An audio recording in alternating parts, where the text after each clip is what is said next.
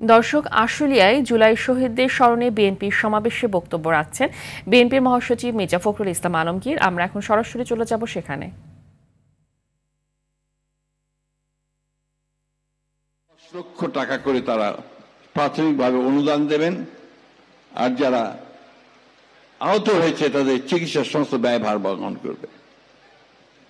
আমি মাত্র দুজনকে এখানে পেয়েছি যারা সেই টাকাটা পেয়েছেন বন্ড হিসেবে, বাকিদের আমি জানি না। একটা ছোট বাচ্চা ছেলে, 8 বছর বয়স, তার মাথার খুলিটা উড়ে গিয়েছিল, সেটাকে আর্টিফিশিয়াল প্লাস্টিক দিয়ে জোড়া লাগানো হয়েছে। প্রিয় বন্ধুগণ, আমরা এমন একটা জাতি ক্ষমতায় টিকে থাকার জন্য আমাদের নেতা যারা আমাদের নেতৃত্ব করে, যাদেরকে দেশের মানুষ নেতা বলে মনে করে, তারা ক্ষমতায় চিরদিন টিকে থাকার জন্য এইভাবে গুলি করে মানুষকে হত্যা করে, যেটা হাসিনা করেছে বন্ধুগণ। এবং এখন দাবি উঠেছে সব তীব্র স্বরে যে আমরা হাসিনার বিচার চাই, গোটা জাতি হাসিনার বিচার চায়।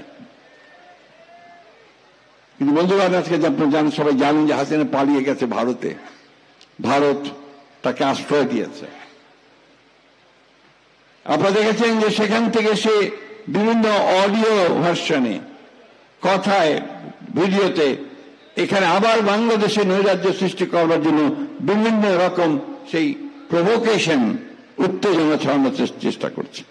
এবং তারা এর মধ্যে চেষ্টা করেওছে। গোপালগঞ্জে ইতিমধ্যে তারা সেই অবস্থা তৈরি করেছে।